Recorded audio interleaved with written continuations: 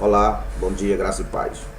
Estamos numa série de vídeos, esse é o terceiro vídeo, sobre temas interessantes, a pedido de algumas pessoas e alguns irmãos. Falamos aqui sobre o poder do Evangelho, falamos sobre a existência de Deus, e hoje queremos trabalhar em cima de uma pergunta. Deus pode ser conhecido? Deus pode, o ser de Deus, qual é a natureza de Deus, de que Deus é constituído? E qual o propósito dele ter criado todas as coisas, inclusive eu e você? Esta talvez seja a pergunta mais importante que o ser humano possa fazer. Porque respondendo esta pergunta, ela lançará a luz a todas as outras perguntas que existirem. Mas essa é a pergunta mais difícil de responder, porque ninguém nunca, jamais viu a Deus. Se assim for, se Deus existe no mundo da invisibilidade, logo não pode ser visto.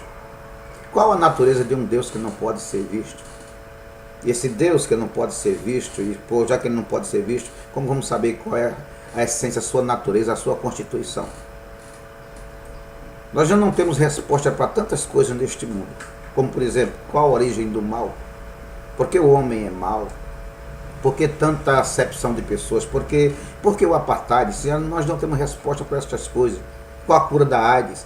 Como vamos responder? Quem é Deus? Será que os nossos meios de informação podem nos ajudar? O que diz o senso comum? O que diz a nossa consciência? O nosso senso comum, o senso comum do homem, diz apenas o seguinte: que existe um Deus, um juiz, que existe um responsável por tudo, que existe um ser moral que nos fez também um ser moral. Por isso nós temos uma consciência que nos acusa ou nos defende. Ela diz para a gente quando estamos errados e diz quando estamos certos. E essa mesma consciência diz que um dia prestaremos contas àquele que nos criou. Ou seja, o que a nossa consciência nos revela sobre Deus é que existe apenas um juiz e nada mais. O que diz a filosofia? A filosofia diz apenas o que pode dizer a filosofia através das perguntas. Quem é o responsável por tudo? Quem me criou? De onde eu vim? Quem eu sou? Para onde vou? E a gente sabe que essas respostas para essas perguntas filosóficas, só quem pode dar é o Criador do homem. Só quem criou o homem pode dizer quem é ele, o que está fazendo aqui, para onde vai.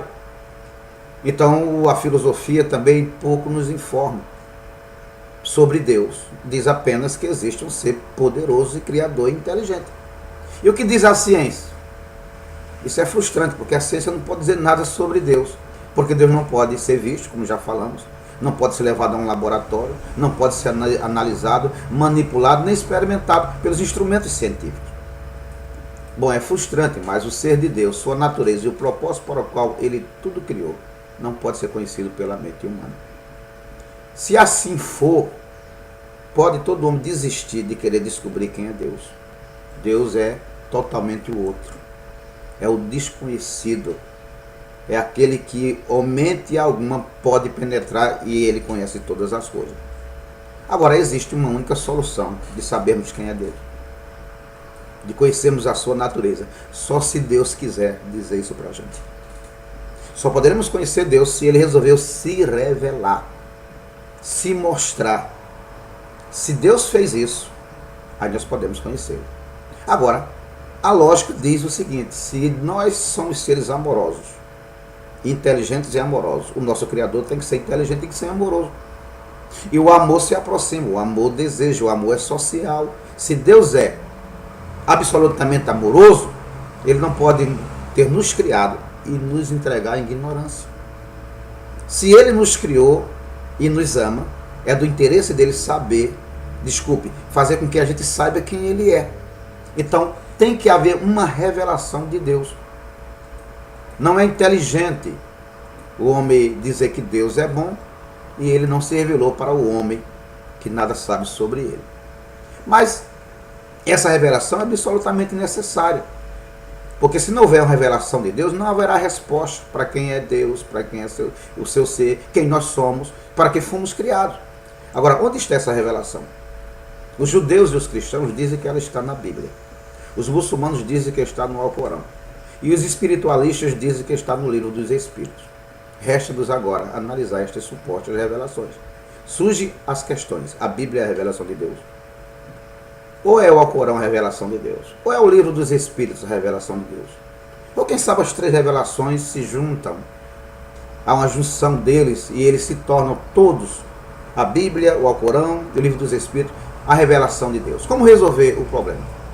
Bom, se você ler a Bíblia, o Alcorão e o livro dos Espíritos, você vai descobrir uma coisa muito importante, que elas não tratam do mesmo Deus. Que o Deus da Bíblia, o Deus do Alcorão e o Deus do livro dos Espíritos são essencialmente diferentes. O Deus do Alcorão é um Deus machista. É um Deus, por exemplo, o Deus do Alcorão, ele criou o homem, um homem justo, segundo eles, que faz boas obras, para 60 virgens lá no paraíso. Já imaginou? Um homem tem direito a 70 virgens. E essas virgens têm direito a quê? Cada virgem tem o direito de mais 69 pertencer a um homem. Este Deus do Alcorão é um Deus carrancudo, sem misericórdia. E o Deus do Alcorão se relaciona com os homens através das suas boas obras. Então, para o Deus do Alcorão, o futuro do homem está definitivamente dependendo das suas boas obras aqui na terra e de como obedeceu o livro Alcorão e o seu profeta Maomé. Já o livro dos Espíritos ensina um Deus ausente, que criou todas as coisas e entregou toda a revelação a espíritos, que ele se comunica com os homens e só. E estes espíritos nós não conhecemos, nós não temos muita coisa sobre eles, se tornam tão confusos e já disseram tantas coisas que não aconteceram, que não merecem mais confiança. Por exemplo, um destes espíritos chegou a revelar que Marte era habitada e que os habitantes de Marte eram mais evoluídos do que nós que estamos na Terra. Tudo mentira. E você ainda acredita, e tem gente que ainda acredita nesses espíritos. É muito complicado. O Deus também do livro dos Espíritos, como também o Deus do Alcorão, baseia o relacionamento de Deus e o futuro deste homem aos seus atos, às suas boas obras e à sua caridade. O grande problema é que nós somos seres bons e ruins também. Que a gente acerta e erra também. Que nós somos seres amorosos e odiosos também. Como vai ser? Quem tem uma balança para medir esses atos? Mas todos nós sabemos, e isso é comprovado em todas as áreas de conhecimento, que o homem é um ser egoísta. O homem é um ser errante por natureza. Ele até ama debaixo do seu egoísmo. Eu disse eocentrismo. Ele ama quem lhe ajuda, ele ama quem lhe agrada. E o verdadeiro amor não é só aquele que se destina às pessoas que lhe agradam, mas o amor verdadeiro é aquele que vive mais para quem precisa, não é nem para quem merece. Então fica muito difícil. Agora, já na Bíblia Sagrada, o Deus da Bíblia, o meio de relacionamento do Deus da Bíblia com os seres humanos não é pelas boas obras nem pela caridade, é pela confiança. Confiança naquilo que foi revelado. Crença naquilo que foi dito acerca de Deus. Esse Deus se revelou, se mostrou na Bíblia Sagrada. E quem crê nele, quem confia nele, quem acredita na sua história, quem confia nas suas promessas, ao ponto de lhe entregar a vida, porque a vida de fato é dele, está exercendo fé. E esse Deus da Bíblia é agradado através da fé. Então observe isso. Se você crê no Deus do Alcorão ou no Deus dos Espíritos, saiba que a maneira que ele vai lhe julgar conforme as suas obras. Mas se você crê no Deus da Bíblia, confia no Deus da Bíblia e acredita no Deus da Bíblia, entrega a sua vida ao Deus da Bíblia, você vai ser julgado conforme a sua fé, a sua confiança. E ele é misericordioso para exercer misericórdia naqueles que nele confiam. A diferença está simplesmente aí. Outra grande diferença é a questão de lógica. Preste bem atenção. Se existe uma revelação de Deus, essa revelação tem que ser desde o início. Primeiramente oral, é claro. Esse Deus tem que ter entrado em contato com aqueles que ele criou.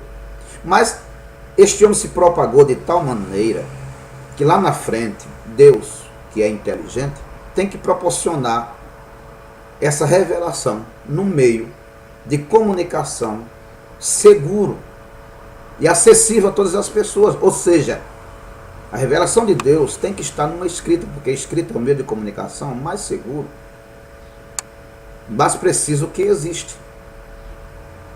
Mas observe a diferença. O Alcorão é um livro que foi escrito mais de 4.000 anos depois que o homem foi criado. A Bíblia foi escrita, começou a ser escrita 1.500 anos antes de Jesus. O livro dos Espíritos só foi escrito quase 6.000 anos depois da criação do homem. Tem lógica? Se depender do livro dos Espíritos, o homem ficou na ignorância sobre o conhecimento de Deus quase 6.000 anos. Se depender do Alcorão, os homens ficaram ignorantes acerca de Deus mais de 4.000 anos. Qual é a lógica? Você crê que a Bíblia é uma revelação precisa, escrita por Deus a partir do momento que o homem precisou dela? Ou Deus só deixou o homem na ignorância e depois de 4.000 anos mandou escrever sua vontade? Ou 6.000 anos depois? Não tem sentido. É a revelação. Só a Bíblia preenche esse pré-requisito, visto que a Bíblia existe desde os primórdios da escrita. Agora, observe essa questão também. O Alcorão foi escrito por um homem só, chamado Maomé. O livro dos Espíritos foi escrito por um homem só, chamado Allan Kardec. A Bíblia foi escrita por 40 homens, reconhecidamente justos, honestos e piedosos. Pergunto a você. 3 histórias sobre Deus. Uma só tem uma testemunha, Maomé. Outra só tem uma testemunha, Kardec. E a outra tem 40 testemunhas. 40 homens falando a mesma história, sem contradições. Você vai ficar com qual dessas histórias? Num tribunal humano, todos nós sabemos disso, que num tribunal humano, sobre qualquer história, uma só testemunha não é reconhecido. A Bíblia Sagrada, ela preenche também esse pré-requisito. Agora, tem um outro argumento, que esse é fundamental. Na sua concepção, qual o maior de todos os homens? Qual o homem que nasceu na Terra com maior autoridade sobre as coisas espirituais? Eu sei que você vai responder que é Jesus. De fato, nenhum homem pode dizer que tem autoridade sobre vida, sobre morte, para falar das coisas do além, do que Jesus Cristo. Agora, o que Jesus falou sobre a revelação de Deus? Veja o que Jesus Cristo disse. Acerca da Bíblia, disse Jesus: examinai as Escrituras, porque cuidais ter nela a vida eterna, e são elas que de mim testificam. João 5,39. Jesus também disse em Mateus, escreveu 22 e 29, assim: errais, não conhecendo as Escrituras nem o poder de Deus. Para Jesus Cristo, a Bíblia Sagrada é o livro, o único livro que fala a você sobre acerca da sua vida eterna. E isso porque fala dele, porque testificam de Jesus, porque Jesus disse: eu sou a vida. Foi o único que disse: aquele que crê em mim, que confia em mim, ainda que morra, viverá. Segundo Jesus, o maior erro que o homem comete é não conhecer as Escrituras nem o poder de Deus. Porque quem não conhece Deus, nem o poder dele, está em sério risco de vida. Por quê? Porque Deus criou você com desígnio, com objetivo. E se você não procurar saber qual é esse objetivo, como você estará cumprindo? Como você pode estar cumprindo o objetivo para qual você foi criado se você não conhece? Jesus também disse assim, para alguém, para Tomé. Tomé perguntou: me mostra-nos o Pai. E Jesus disse: quem vê a mim vê o Pai. Como diz mostra-nos o Pai? Sabe o que Jesus está dizendo? Que quem não conhece Jesus não conhece Deus, porque ele é o Filho de Deus e ele é a cara do Pai. Agora, onde vamos conhecer sobre Jesus? No Alcorão. Onde é que a gente vai descobrir os atos de Jesus, as obras de Jesus, os ensinamentos de Jesus? No livro dos Espíritos ou na Bíblia? Então, meu querido, a Bíblia Sagrada é o único livro que pode ser a revelação de Deus. Porque conforme Jesus Cristo não pode ter outro. E outra coisa, para que você foi criado? Qual o objetivo da sua vida? A Bíblia responde. Em Romanos 11:36, Paulo disse assim: porque dele e por ele e para ele são todas as coisas, glória, porém, a ele eternamente. Deus tudo criou para ele. Criou você para ele. A pergunta é simples. Você está preenchendo esse pré-requisito? Você vive para Deus? Você se interessa por Deus? Então a Bíblia Sagrada é o único meio de conhecimento que podemos ter de Deus. Isso respondendo os critérios lógicos da nossa cabeça. Deus te abençoe.